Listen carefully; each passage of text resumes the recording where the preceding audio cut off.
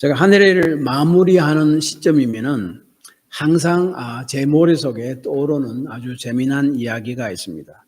여러분 이미 아시는 분도 있겠지만은 이런 이야기입니다. 어떤 과학자가 10여 년 동안이나 물을 석유로 변화시키는 방법을 연구했습니다. 단 한 가지 성분만 구할 수 있으면은 그 연구가 빛을 볼 것이 확신했는데 그 한 가지 성분을 알아낼 수 없었습니다. 그런 중 아주 놀라운 반가운 소식을 접하게 되었는데, 티베트의 깊은 산속에 있는 라마성을 찾아가면은 그가 찾고 있던 그 한 가지 성분에 대해서 그가 알려줄 것이다 라는 이야기였습니다. 그래서 라마성을 만나 질문하기 위해서는 세 가지 관문을 통과해야 했습니다. 첫째, 아주 험한 길을 혼자만 가야 한다. 둘째, 매우 먼 길을 걸어서 가야 한다. 셋째, 라마성을 만나면 오직 한 가지 질문만 해야 한다. 그래서 그 과학자는 그 험하고 먼 길을 혼자서 걸어서 천신만고 끝에 마침내 그 라마성을 만날 수 있었습니다. 그런데 그 라마성을 만난 그 과학자는 놀라서 까무러질 뻔했습니다. 나이가 많고 빼빼하고 수염이 길 것이라는 상상과는 전혀 다르게 그 마주한 라마성은 너무나 젊고 그동안 보아왔던 그 누구보다도 아름다운 여인이었습니다. 그녀는 아주 환하게 웃으면서 맑은 목소리로 이렇게 물었습니다. 축하합니다. 이 먼 곳까지 오시다니요. 그래, 제게 물어보고 싶은 것이 무엇인지요? 그러자 과학자는 엉뚱한 질문을 내뱉고 맙니다. 혹시 저 결혼하셨습니까? 먼 길로 걸어간 과학자는요, 정말로 물어야 할 것 질문이 있었습니다. 그 묻기 위해서 생명의 위험을 무릅쓰고 먼 길을 걸어갔습니다. 그런데 잠깐 눈앞에 펼쳐진 그 모습에 엉뚱한 말을 묻고 말았으니 그동안의 모든 고생들은 다 날아가 버렸습니다. 독일 속담에 끝이 좋아야 모든 것이 좋은 것이다 라는 속담이 있습니다. 마지막을 어떻게 마무리하는가는 우리 삶에 굉장히 중요하다는 말입니다. 그래서 이 마지막 2024년을 어떻게 마무리하고 새해를 맞이해야 될 것인가를 오늘 다니엘서 본문에 나타난 말씀을 통해서 우리가 한번 생각해 보고자 합니다. 본문은 다니엘의 기도입니다. 다니엘은 유다 사람으로 유다가 바벨론의 멸망을 받은 후 포로로 잡혀와서 바벨론의 고위 관직에 앉아 있었던 사람입니다. 자신의 나라는 죄로 인해 하나님의 징계를 받아 바벨론에 멸망되었고 자신의 민족들은 자신의 고향을 등지고 바벨론의 포로로 잡혀와서 포로 살이를 하고 있던 그런 상황이었습니다. 그런데 오늘 1절에 보면은 다니엘은 메대 족속 아수로의 아들 다리오가 갈대아는 바벨론을 이야기합니다. 갈대아 바벨론 나라 왕으로 세움받던 첫 해에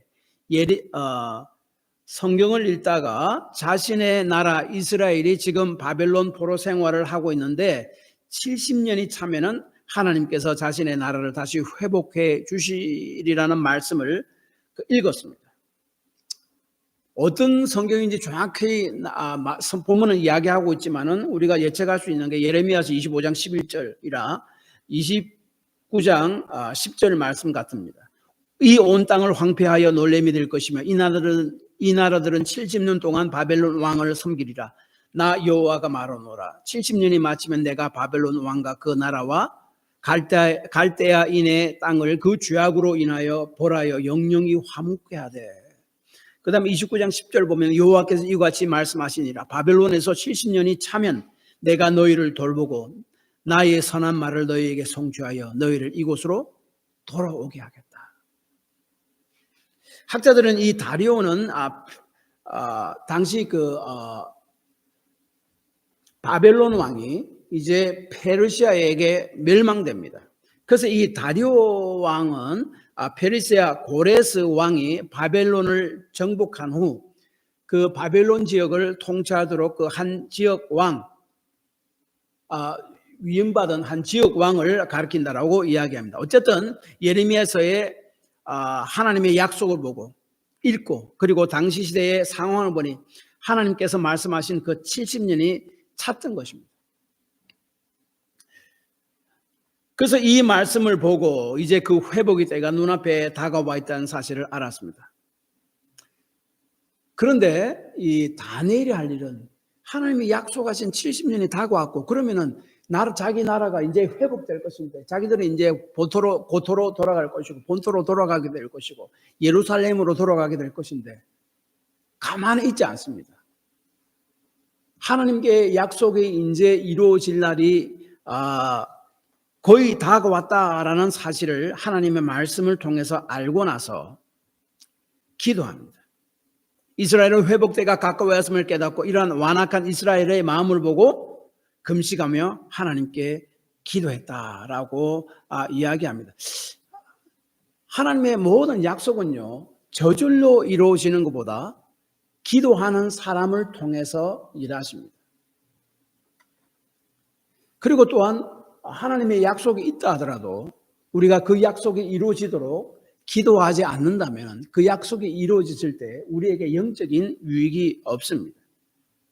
그래서 다니엘은 하나님이 70년 약속하신 그 70년 다시 자기의 나라를 민족을 회복시켜 주시려는 70년이 다가왔음을 깨닫고 하나님 앞에 기도하기 시작했고 회개하기 시작했다라고 이야기합니다. 우리가 맛있고 건강한 음식을 그릇에 담아 먹기 위해서 그 그릇에 담겨있는 찌꺼기들은 다 없애버려야 되고 그러면 그릇을 한번 씻고 나서 그게 맛있고 새로운 음식을 담아야 되지 않습니까? 지금 다니엘은 그것을 지금 하고 있는 것이 바로 기도와 회개입니다. 이제 새로 펼쳐지는 이스라엘의 귀환을 앞두고 어떠한 기도를 했으며 어떠한 신앙의 자세로 기도를 했는가에 대해서 본문은 말씀하고 있습니다. 그러므로 본문은 우리에게 새로이 새해를 맞이하는 우리는 어떠한 신앙 자세로 어떠한 마음으로 기도하며 새해를 맞이해야 될 것인가에 대한 하나의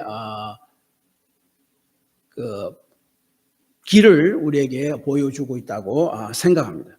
먼저 다니엘은 하나님은 언약을 신실히 지키시는 분임을 고백하고 그의 근거에서 기도합니다. 4절에 보니까 내 하나님 여호와께 기도하며 자복하여 이르기를 크시고 두려워할 주 하나님 주를 사랑하고 주의 계명을 지키는 자를 위하여 언약을 지키시고 그에게 인자를 베푸시는 이시여. 이 다니엘 9장에서 전체 다니엘 9장에 있는 다니엘의 기도에서 전체에 흐르는 그 중요한 그 말씀이 바로 하나님의 언약이에요. 새로운 삶을 시작하기 전에 자신들의 과거를 뒤돌아보면서 하나님은 언약을 신실히 지키시는 분입니다라고 4절에 고백하고 있습니다. 그리고 이 언약을 지키시는 하나님은 또한 공의롭게 모든 일들을 처리해 나가시는 분이심을 7절, 14절, 16절에 계속 이야기하고 있습니다. 공의는 판사가 죄를 제대로 바르게 판결하는 것을 공의롭다고 그러죠. 하나님 바로 그러신 분입니다라고 이야기합니다. 다니엘을 포함한 이스라엘 백성은 자신의 나라가 바벨론에 의해 멸망당하는 아픔과 수모를 겪었고 이제 자신을 포함한 많은 이스라엘 백성들은 바벨론의 포로로 끌려와서 거의 70년 동안 수모와 온갖 고통을 당했습니다. 그런데 이제 자기 나라로 돌아가게 될 하나님께서 회복시켜 주실 그 70년이 거의 다 됐습니다. 그때 다니엘은 지금까지 자신들이 참 바벨론에 끌려와 당한 고난, 수모에 대해서 하나님을 원망하지 않고 오히려 하나님은 공의로우신 분이고 진실하신 분이고 언약을 신실히 지키시는 분입니다라고 자신의 신앙을 고백합니다. 언약은 쉽게 이야기해서 하나님과 그의 백성이 맺은 계약입니다. 그의 계약은 죽음으로 맺어진 계약이에요. 그 계약을 파기하면 죽음밖에 없습니다. 그래서 그 계약 언약 안에 있는 자들은 하나님은 그들의 백성에 대해서 끝까지 그들의 삶을 책임지고 인도하시고 그의 백성은 하나님을 자신의 삶의 주인과 왕으로 모시고 구원자로 모시고 끝까지 하나님만을 섬기며 따라가겠습니다 라고 서로 약속한 것이에요. 그게 언약이에요. 여러분, 우리 침례받고 세례받잖아요. 그것도 마찬가지. 사람들이 뭐 세례받고 침례받는 것을 굉장히 우습게 생각하는데 천만의 말씀입니다. 하나님 앞에서 그리고 성도들 앞에서 나는 이제 예수 그리스도를 나의 구원자로 제가 인정합니다. 그리고 하나님을 제 삶의 주인으로 인정합니다. 평생 내가 하나님만 붙들고 따르겠습니다 라고 고백하는 거예요. 맹세하는 거예요. 그리고 그때 하나님도 그래, 내가 너의 삶을 평생 내가 책임지고 인도해 주겠다라고 이야기하는 것이 바로 세례식이에요. 굉장히 중요한 의식입니다. 그래서 구약에서 이스라엘은 하나님과 언약을 맺었습니다. 언약의 내용은 모세의 율법입니다. 그래서 이 언약을 지키면은 축복이 약속되어 있고 지키지 않으면은 저주가 내려지게 되어 있습니다. 신명기 보면 전부 다 그런 말씀입니다. 그리고 성전에 그 언약의 내용을 담은 율법책을 보관합니다. 그리고 백성들이 매년 성전을 방문할 때마다 그 언약책을 읽어야만 했습니다. 그 언약 내용을 잊어버리지 않도록 말입니다. 그런데 이스라엘이 모세의 율법을 행치 아니함으로 그 언약을 깨뜨렸음을 5절, 10절, 11절, 13절 계속해서 이야기합니다. 그래서 하나님께서 선지자를 보내서 다시 하나님의 언약으로 돌아오라 라고 계속 이야기했지만은 그들은 듣지 않았다라고 6절이 이야기합니다. 그래서 언약의 조항인 모세의 율법대로 하나님께서는 이스라엘을 징계하셨고, 그러니까 지키면은 축복이지만은 지키지 않으면 하나님의 저주라는 언약 조항 속에 포함되어 있습니다. 그래서 그들은 바벨론 포로로 잡혀가게 된 것입니다. 그래서 4절에서 14절까지 계속 반복되는 말이 뭔가 하면 우리가 당한 이 고생은 하나님께서 우리를 돌보지 않았거나 하나님이 변덕스러워서 그런 것이 아닙니다. 우리의 죄악 때문입니다. 하나님은 당신의 약속의 언약에 신실하셨습니다. 하나님은 존경받을 분이시고 공경받을 분입니다. 문제는 우리입니다. 14절 보십시오. 그러므로 여호와께서 이 재앙을 간직하여 두셨다가 우리에게 내리게 하셨사오니 우리 하나님 여호와께서 행하시는 모든 일이 공의로우시나 우리가 그 목소리를 듣지 아니하였나이다. 언약의 조항 속에 내가 진실히 하나님만 섬기겠다고 약속했고, 그러면 하나님이 끝까지 너희를 붙들고 너를 축복하시고, 그렇지 않으면 하나님의 저주가 내렸다 했는데 그들이 하나님을 모르고 우상을 섬기고 끝까지 회개치 않고 하나님과의 반대쪽으로 나갈 때 하나님의 언약의 약속대로 그들을 징계하셔서 바벨론 포로로 되게 하십니다. 그래서 이 다니엘은 자신과 자신의 민족들을 생각해 볼 때 하나님은 공의로우신 하나님입니다. 문제는 우리입니다. 그러니까 우리한테 이렇게 어려움을 왜 주십니까? 라고 이야기한 게 아니에요. 정말로 가만히 생각해 보니까, 하나님 말씀을 놓고 생각해 보니까, 따져서 생각해 보니까 하나님은 공의로우신 분입니다. 언약에 충실하신 분이고 문제는 우리입니다 라고 그렇게 이야기합니다. 그리고 15절에 보면 또한 과거에 하나님께서 자신들에게 베풀었던 놀라운 구원의 기적을 회상하면서 자신의 죄악을 고백합니다. 강한 손으로 주의 백성을 애굽 땅에 인도하여 내시고 오늘과 같이 명성을 얻으신 우리 주 하나님이 우리는 범죄하였고 악을 행했나이다. 자기 자신들이 바벨론에 멀명해서 이 포로로 잡혀서 이리 고생하는 것은 하나님의 능력이 없어서 그런 것이 아니라는 거죠.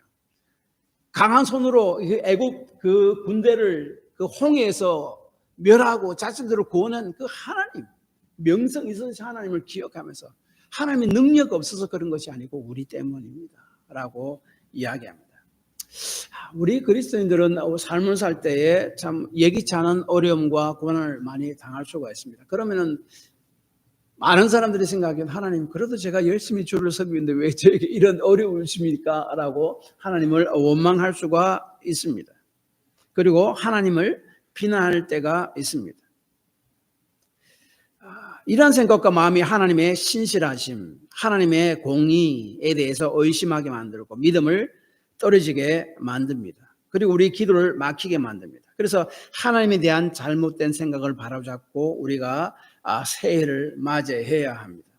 새해를 맞이하는 바른 자세란 한 해 동안 우리가 당한 어려움에도 불구하고 이해하지 못하는 어려움에도 불구하고 하나님은 하나님의 신실하심을 의심하거나 하나님을 비난하지 않고 오히려 하나님은 신실하셨고 공의로우신 분이고 정의로운 분이십니다. 하나님의 약속에 충실하신 분입니다. 문제는 우리입니다. 라고 생각해서 하나님에 대한 생각을 바로 정립하는 겁니다. 그리고 기도하는 겁니다. 비록 우리 삶의 어려움과 이해할 수 없는 고통이 있었지만 그것은 하나님 탓이 아닙니다. 저의 잘못 때문이거나 아니면 지금 제가 이해하지 못하는 하나님의 계획이 있음을 믿습니다. 하나님은 한 해 동안 우리 교회에, 우리 가정에, 제 자신의 삶에 신실하셨습니다.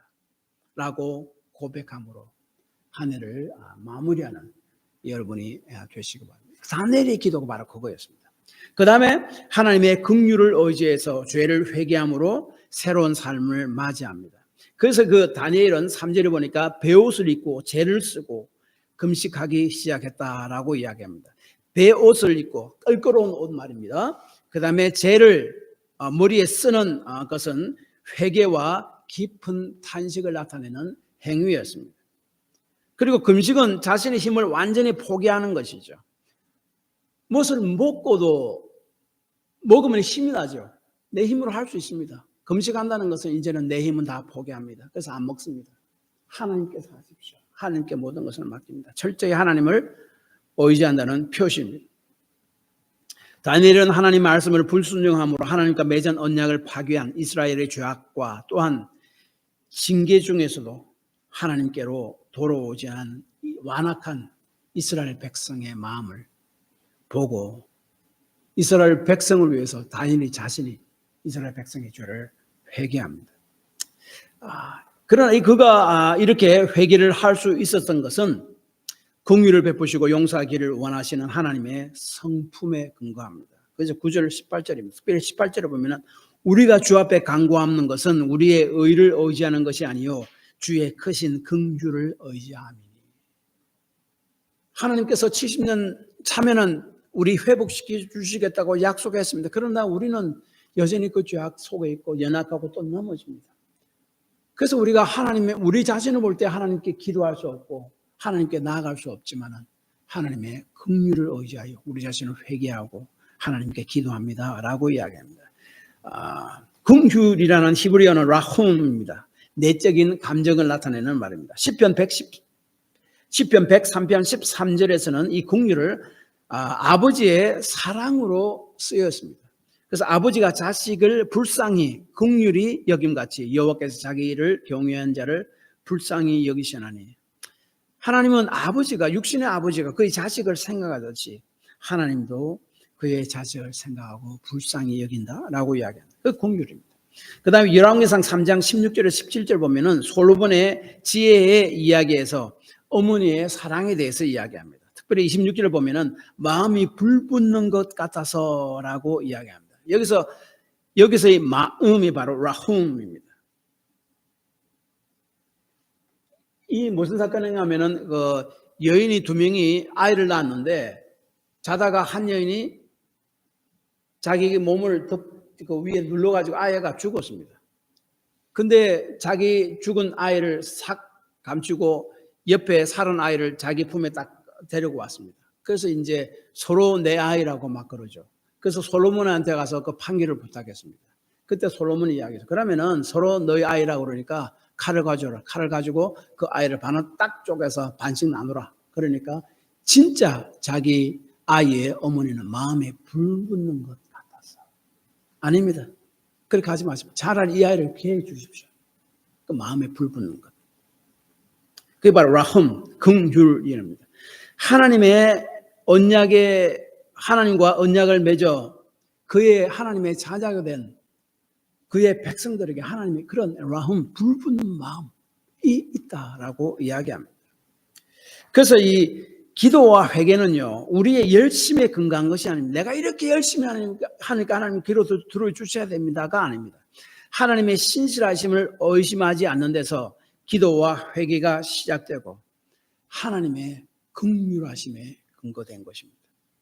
나의 노력, 열심 때문에 기도가 응답되는 것이 아니라 그것도 필요하지만은 실제로는 하나님의 긍휼하심 때문에 하나님께서 우리의 기도를 들어주신다는 사실을 꼭 기억해야 됩니다. 그래서 이 하나님의 긍휼하심을 의지하며 과거를 뒤돌아보며 자신의 민족 이스라엘이 지은 죄악을 이제 다니엘은 회개합니다. 새로운 것을 시작할 때 과거를 돌아보고 과거를 다 털어버려야 됩니다. 만약에 과거를 털어버리지 않고 새로운 것을 시작하면요, 어느 시점에 가서 그것이 터지고 맙니다.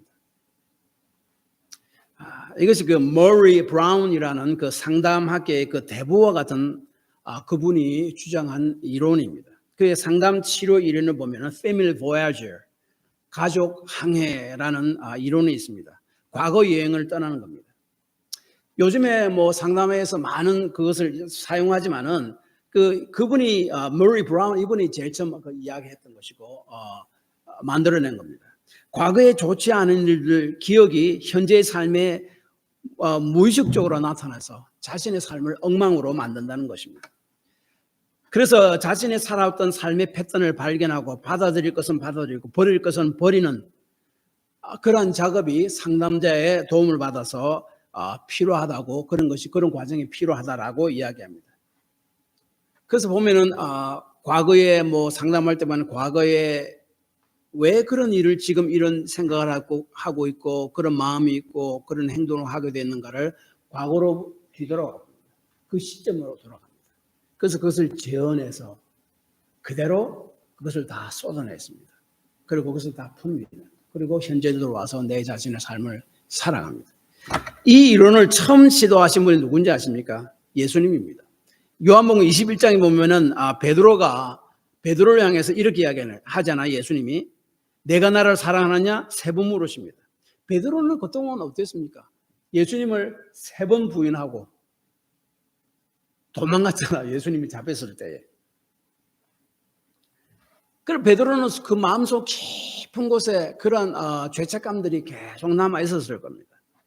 그리고 부활하신 예수님이 물고기를 잡고 있던 그 베드로에게 다가가서 베드로의 과거를 여행하여 그 마음 깊숙한 곳에 자리 잡고 있던 실패, 패배, 의식과 대면하게 하고 치료합니다. 그래서 예수님이 너는 나를 사랑하는 3번 묻습니다. 왜 그렇습니까? 베드로가 예수님을 3번 부인했잖아요. 그 기억을 다시 끄집어내리고 그것을 대면하기 위해서 고백하게 하고 그것을 치료하게 만들죠. 우리의 죄악들을 자백하지 아니하고 묻어두고 그냥 지나친다면 우리 영혼에 사실 큰 해악이 됩니다. 주님과 대면해서 털어내버리고 용서받음을 통해 비로소 새로운 삶을 살아가기 시작합니다. 그렇지 않는다면 그 하나님과의 관계들이 바로 될 수가 없고 언젠가 지금은 좋은 것지만은 나중에 언젠가 그 잘못된 것이 터지고 맙니다. 새로운 삶을 그냥 맞이하는 것은 아이가 마치 진흙 구덩이에서 뒹굴다가 씻지 않고 그냥 방으로 들어가 이불 속으로 들어간 것과 같습니다. 깨끗한 방이 들어오시고 깨끗한 이불이 다 들어오십니다. 그러므로 다니엘은 새 삶을 앞두고 자신들의 죄를 뒤돌아보며 회개한 것입니다. 그래서 회개란 더러워진 옷을 벗고 몸을 씻고 새 방으로 들어가는 것과 같습니다. 기도로서 회개하며 하늘을 마무리해야 하는 이유는 잘못에 대한 철저한 회개 없이는 아무리 새로운 날이 주어진다 해도 우리 영적으로 아무런 유익이 우리에게 주지 못하기 때문에 그렇습니다. 새해를 맞이하는 우리에게 이러한 삶이 필요합니다. 한 해 동안의 죄악을 하나님의 긍휼하심에 의지하여 회개하면서 한 해를 마무리해야 됩니다. 이것이 바로 다니엘이 새로운 삶을 맞이하기 전에 한 일입니다. 마지막으로 그 다니엘이 새로운 삶을 맞이하기 전에 한 일이 뭔가 하면은 하나님의 영광을 위해서 기도했습니다. 16절에 보면은 지금 당신의 백성이 죄악 때문이긴 하지만은 믿지 않는 자들에게 수욕을 받고 있습니다. 하나님의 성전이 예루살렘 성전이 무너졌잖아요. 이방인들에게 첩잡이 짓밟히고 사람들은 다 포로로 잡혀오고 뿔뿔이 흩어지고 하나님의 과거에는 그 능력으로 홍해를 건너게 하시고 기적을 베푸신 그 하나님인데 그 하나님은 어디 갔습니까? 사람들이 웃지 않겠습니까? 그 말입니다. 그래서 17절에 그러므로 주의 그 언약의 약속대로 이제 70년이 찼으니 지금 주의 종의 간구를 들으시고 주를 위하여 주의 얼굴빛을 주의 황폐한 성소에 비추소서. 이제 시간이 다 됐습니다. 다니엘은 그냥 그날이 오겠지라고 생각하며 가만히 있으면 저절로 나라가 회복되겠지 그렇게 생각하지 않았습니다. 그냥 기도합니다. 그 기도하는 목적은 하나님의 영광을 위해서 그렇게 기도합니다. 특별히 19절을 보십시오. 주 자신을 위하여 하시옵소서. 이는 주의 성과 주의 백성이 주의 이름으로 일컫는 바 됨이니이다. 다니엘은 자신들이 바벨론에서 해방되어 자신의 나라로 돌아가서 자신의 나라를 다시 굳건히 세우게 해달라고 기도하는데 그 목적이 자신이 잘 되어서 자신을 그냥 잘 살게 해달라고 기도한 것이 아닙니다. 명색이 우리가 그래도 하나님의 백성인데 하나님의 언약의 백성인데 자신들을 지속적으로 포로생활을 한다면 하나님의 영광이 가릴까 두렵습니다. 하나님의 백성이라는 자들이 어떻게 저렇게 되었지?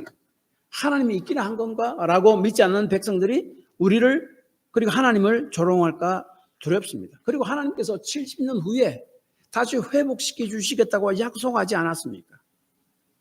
그런데 그 약속을 지키지 않는다면 하나님의 신실하심에 금이 가지 않겠습니까? 그러므로 하나님의 영광을 위해서 속히 해방시켜 주시옵소서. 그렇게 기도합니다. 어린아이는요, 모든 것이 자기 중심입니다. 그래서 어린아이의 말을 보면은 제일 많이 하는 게 뭡니까? 내 것, 나죠. 그러나 어린이를 보십시오. 내가 아니라 아이를 먼저 생각합니다. 내 자녀를 먼저 생각합니다. 딸을 먼저 생각하고, 그 다음에 아들을 먼저 생각합니다. 맛있는 것을 먹고 한 개 남았을 때 뭐라고 합니까? 항상 부모가 하는 말이 뭡니까? 아이, 나 배부르다, 나 잘 먹었다, 너 먹어라. 실제로 배가 불러서 그런 건 아니죠. 아이를 배려하는 것입니다. 우리가 영적으로 성숙하게 되면요, 똑같은 현상이 일어납니다. 나 자신보다 하나님을 먼저 배려하는 것입니다.